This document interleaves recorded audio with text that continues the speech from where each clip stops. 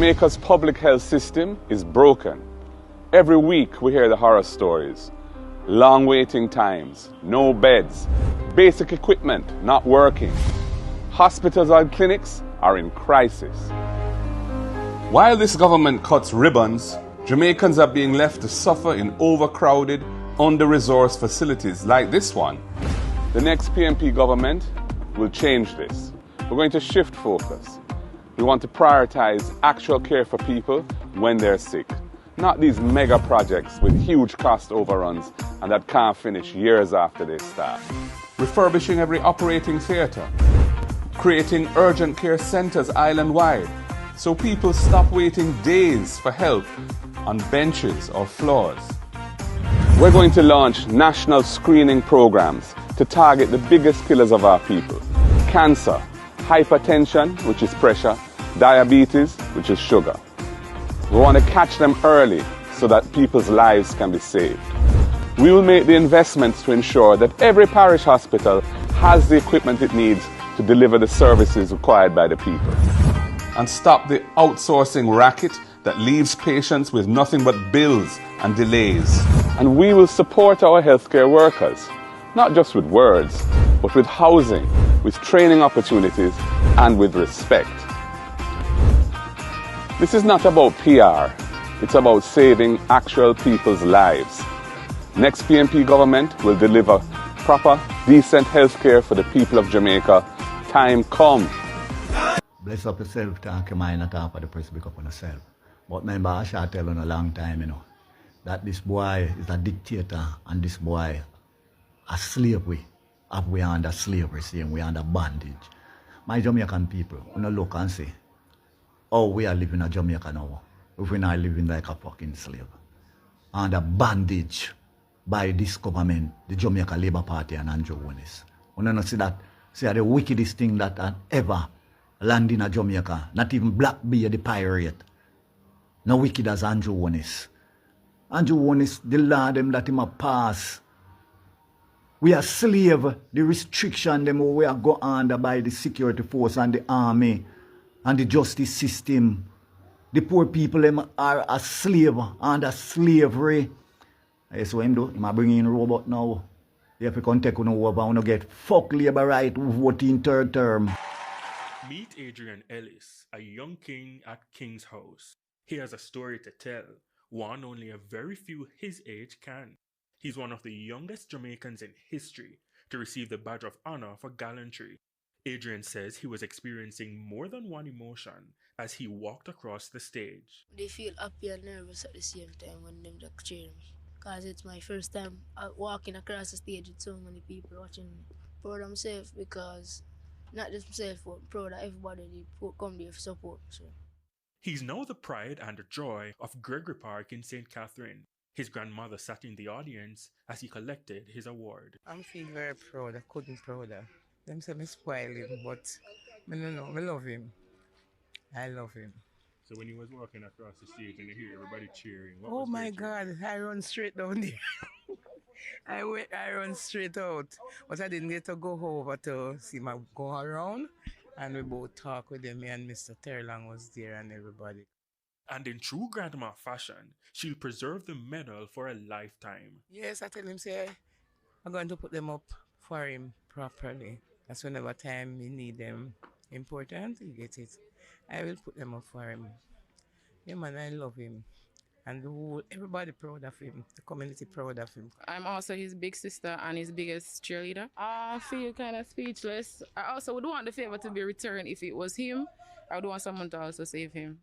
Back to the day he displayed true bravery. He says he saw the act in movies and on TikTok. When you look at the mother go to school, she dropped burst up my head, so I say, I take off the undershirt and put it on the room and strive to stop the pressure to reach hospital. After she dropped, put the shirt on her, if I and try to stop doing them, see it spray more so tight, and the taxi man come and bring her to the hospital. No amount of rain could dampen the spirits of neighbors who sang a chorus of praise. I'm speechless. I feel so good. I feel proud. I feel excited. Word can't explain, to be honest. And I love that for him. The sky is the limit. Alright, one Adrian Ellis Panda up, aka Dodos, one, no other. And big up my namesake, I'm proud of him, You see me? Look with juvenile about the place, you know. And thing, you know, you understand. You see me, General? Yeah, man, one of Walkers Avenue, you know, big up the youth. He could have panicked and take away himself. And when we really see a smarty life, you know, I generally risk we run with few life. So he is to be commended. You can help people. If you can assist, you can assist them. Ramar the Lions, TVJ. Robot was a staff primary school today.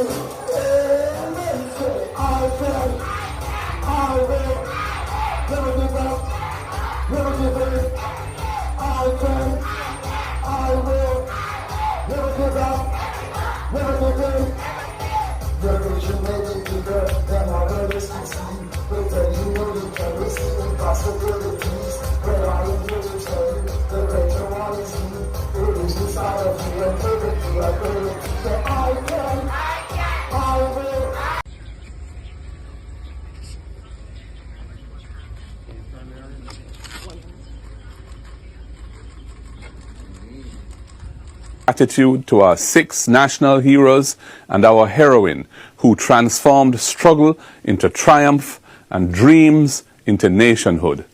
Through their courage and sacrifice, they laid the foundation for a Jamaica where our aspirations are for freedom rooted in justice, progress forged in unity, and leadership grounded in service. These are the towering figures of our history, on whose shoulders we stand. They inspire us to strive for a Jamaica worthy of their legacy. The strength, determination, and courage of our national heroes are a guiding light as we navigate the challenges of today. They remind us that every generation must continue the struggle for justice, equality, and opportunity.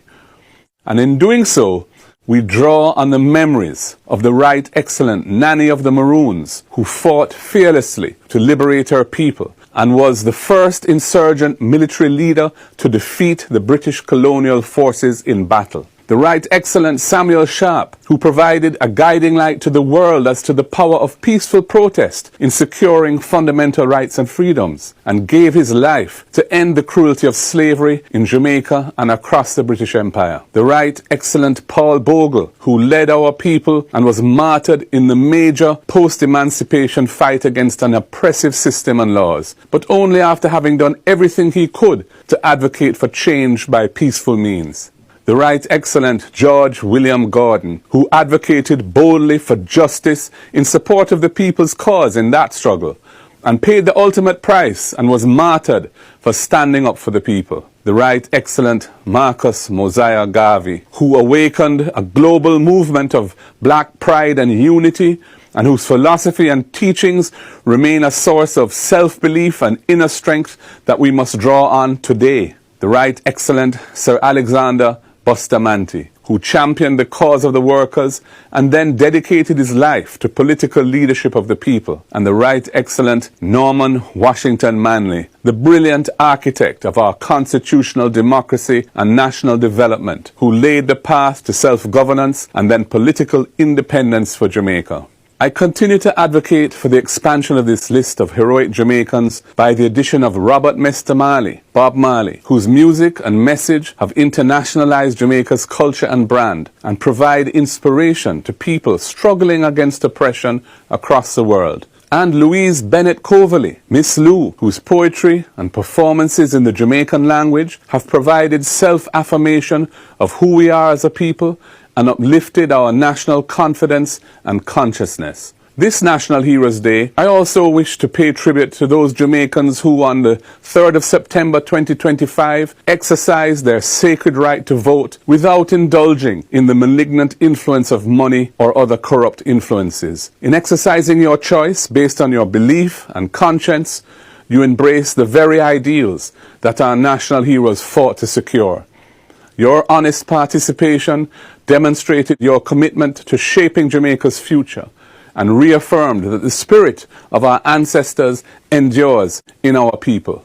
I also want to pay tribute to the many unsung heroes among us, Jamaicans who through simple daily acts of kindness and resilience make our country a better place for us all. When we lend a helping hand to someone in need or demonstrate the strength and ingenuity to overcome perilous situations, we are modern examples of the spirit of heroism that keeps our nation's light shining brightly as a beacon of hope.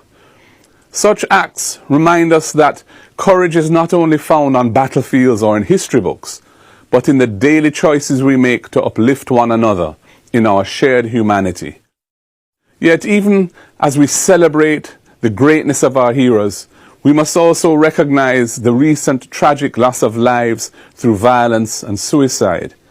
In the face of these challenges, let us choose empathy over anger, unity over division, and hope over despair. Let us stand together as one people, united in purpose, bound together in our love for our country, and determined to build a Jamaica where peace, equality, and opportunity become realities for all. That is the Jamaica our heroes dreamed of, and the Jamaica we must continue to create together.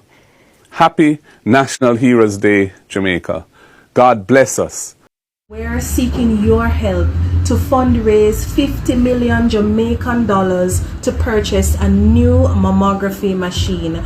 This is because our current machine is approaching the end of its useful life, and so we want to prepare to ensure that we can continue to offer the same high quality service that we have been offering for almost 70 years. So far, the Jamaica Cancer Society has received pledges from two corporate donors who have pledged $6 million so far. So we have another $44 million to go, and I know we can do it, Jamaica. So we're calling on you, Jamaicans, locally and abroad, to support the Jamaica Cancer Society as you have been doing over the last almost 70 years to help us to fundraise $50 million for a new mammography machine. Hear me out. I don't know how many of you guys have seen this flyer. It's called a walkout in solidarity of Jaden. You understand? It will be keeping October 24, 2024, and it's Friday. So guys, if you are in Mandeville, and it will be taking place at Mega Mart. So if you are in Mandeville and you can make it, please go, because Jaden could have been any one of us, brother, nephew, grandnephew. And from you have them type of people in your family, male figure, Jaden is basically one of them. You understand? So turn out and just support. The thing about this is that many persons thought, or whoever is involved in this, think that it would be one of those missing person cases where it would just go hush hush in a 2-day time or something. But this child was a purpose child, and because of that, it don't only touch Jamaica, it touch worldwide. It's like a Adriana Young situation at this moment. So if you are in Mandeville and you can go and help, please